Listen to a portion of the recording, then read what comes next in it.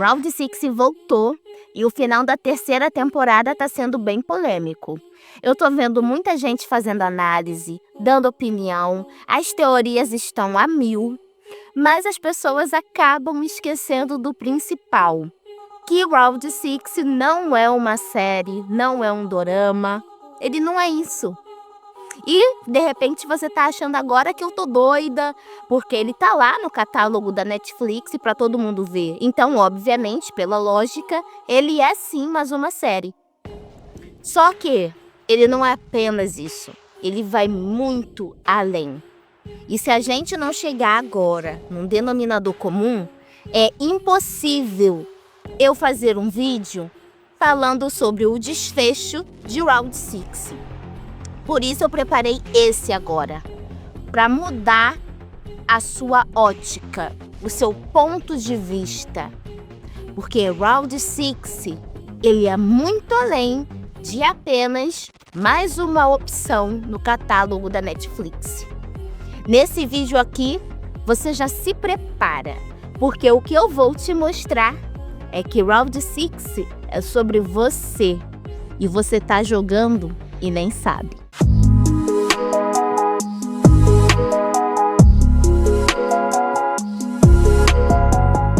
Annyeong!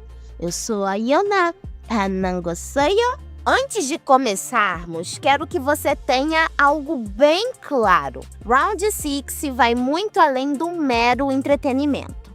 Esse não é apenas um dorama sobre jogos mortais. É uma crítica à sociedade, a nossas escolhas e às regras invisíveis que nos cercam. Então, prepare-se para refletir, relembrar e entender os significados mais profundos dessa história. Tudo começa com Ji-Hun-Sung, um homem que, em resumo, é um fracassado. Ele perdeu totalmente o rumo da vida e sabe disso. Eu sou só um cara inútil que vive às custas da mãe idosa, eu sei muito bem disso.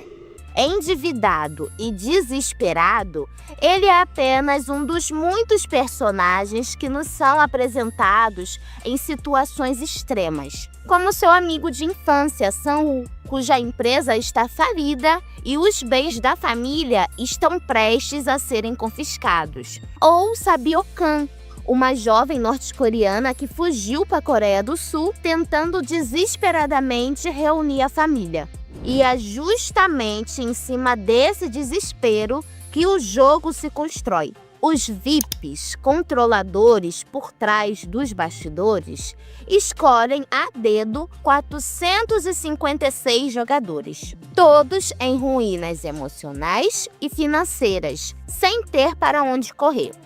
Essas pessoas são convidadas a participar de jogos infantis. Sim, aquelas brincadeiras aparentemente inofensivas. Mas há um detalhe: quem perder, morre. Literalmente. Dentro da arena, as regras são simples. Vença ou enfrente a eliminação definitiva. Mas como esses jogadores foram recrutados? Não basta estar apenas desesperado.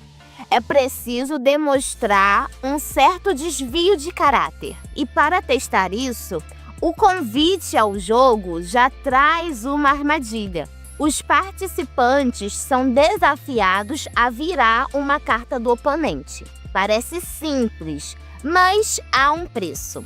A cada derrota, eles devem pagar 1000 wons. O problema? A maioria não tem esse dinheiro.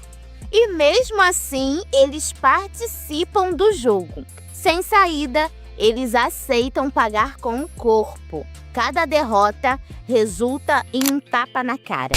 E eles se sujeitam a isso. A cada erro, o som da derrota ecoa e a humilhação pesa. Muitos poderiam ter parado ali, mas eles continuam aceitando as regras e seguem adiante. Não por coragem, mas porque o desespero já os deixou sem alternativas. E agora eu te pergunto, quantos tapas na cara você está levando na sua vida para sobreviver? No dia a dia, quantas vezes aceitamos as regras impostas, mesmo que sejam injustas ou dolorosas? Trabalhamos longas jornadas para pagar as contas, encaramos transportes lotados, chefes insuportáveis e a constante pressão de viver com o mínimo. Não tá entendendo onde eu quero chegar? Então eu vou te explicar. Qual é a sua jornada de trabalho? Você consegue ter tempo de qualidade para você e para sua família? Você tem tempo para ir no banco, ir ao médico, ou sempre você precisa pedir permissão para o seu chefe te liberar e te deixar sair mais cedo? Ou pior, você precisa usar a sua hora do almoço para tentar resolver isso? Primeiro tapa. Você tem plano de saúde ou precisa do atendimento prêmio do SUS? Segundo tapa. No seu trabalho, você precisa aturar um chefe insuportável, colegas falsos e se perder esse emprego, adeus ao plano de saúde e à estabilidade financeira? Terceiro tapa. Você pega transporte público cheio ou você vai no seu carro financiado, que em outros lugares você pagaria 3, 4 vezes menos do que você pagou aqui. Quarto tapa. E para finalizar, porque eu não quero te deixar com a cara roxa, você mora de aluguel? Está pagando o financiamento da casa? Ah, Ioná, eu tenho casa própria. Não, você não tem. Todo ano pagamos uma coisa chamada IPTU. E se você não pagar, sabe o que acontece? O governo pode pegar a sua casa. Quinto tapa. Cada uma dessas situações não seria um tapa na cara, igual aquele do jogo? Nós estamos nessa situação. E eu me incluo nisso, porque eu levo muitos tapas também para conseguir sobreviver, igual a todo mundo.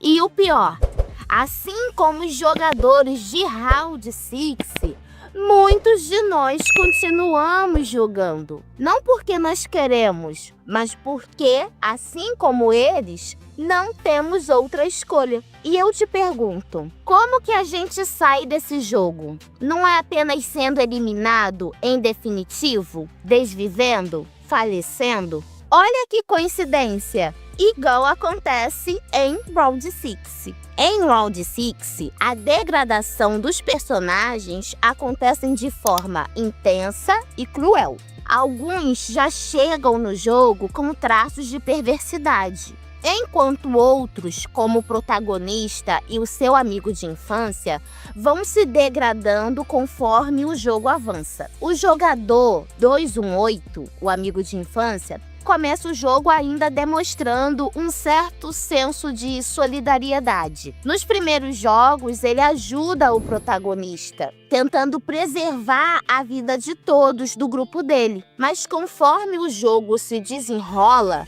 a realidade cruel começa a se impor. Ele percebe que no final, apenas um pode sair vivo. E para alcançar o prêmio, é preciso sacrificar os outros. É no jogo da bola de gude que vemos uma mudança clara, drástica, em seu comportamento.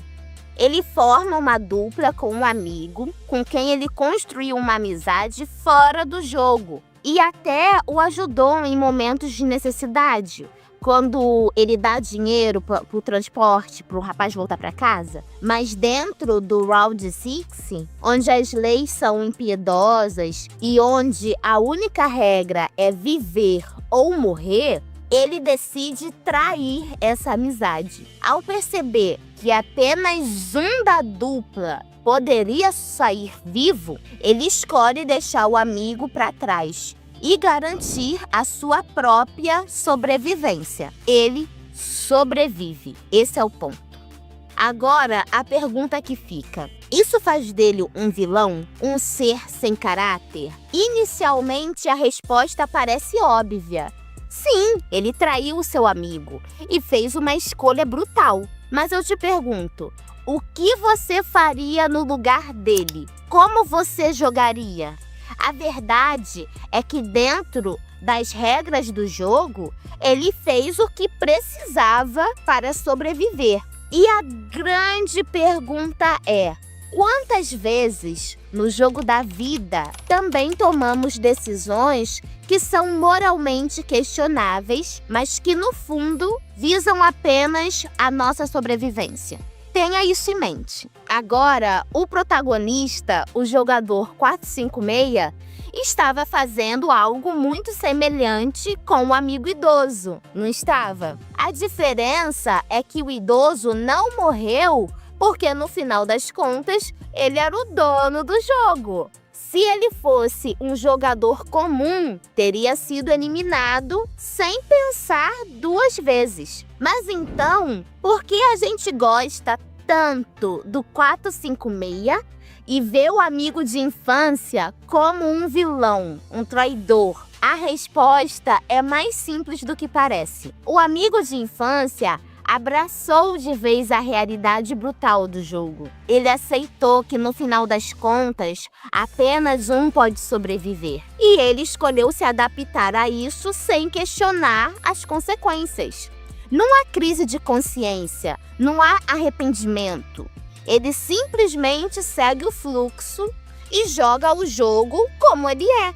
Já o jogador 456, por mais que também esteja tentando sobreviver, ainda preserva traços de empatia e humanidade. Ele tem crises de consciência ao longo do jogo. Tenta salvar o maior número possível de pessoas, mas no fim acaba tomando as mesmas decisões egoístas de todos os outros. Quando a situação aperta, ele também escolhe viver. E isso nos faz pensar. No final das contas, a decisão do 456 é realmente tão diferente do amigo de infância? Ambos estão tentando sobreviver, mas de maneiras diferentes. E talvez isso seja o mais assustador de tudo. E muito provavelmente, nós também escolheríamos sobreviver.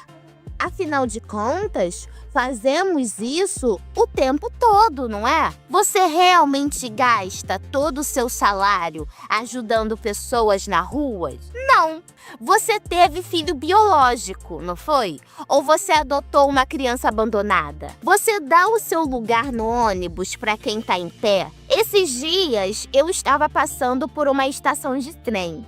E ao abrir a porta, o pessoal saiu correndo para pegar o lugar e conseguir ir sentado na viagem. Tá todo mundo cansado, tá todo mundo esgotado. Quando falta água na sua casa, você oferece o pouco que tem pro seu vizinho? No Round 6 da vida real, a gente sempre escolhe sobreviver também. Dentro das regras do jogo no mundo real, todos nós fazemos escolhas para garantir que a nossa vida siga em frente. E sabe o que ainda é mais triste? A chance de sair vivo e com dinheiro no bolso é maior jogando Round 6, o dorama, do que na vida real. O jogador 456 prova isso. Fora do jogo, ele era um fracassado. Mas dentro daquele ambiente, com menos competidores, ele conseguiu vencer.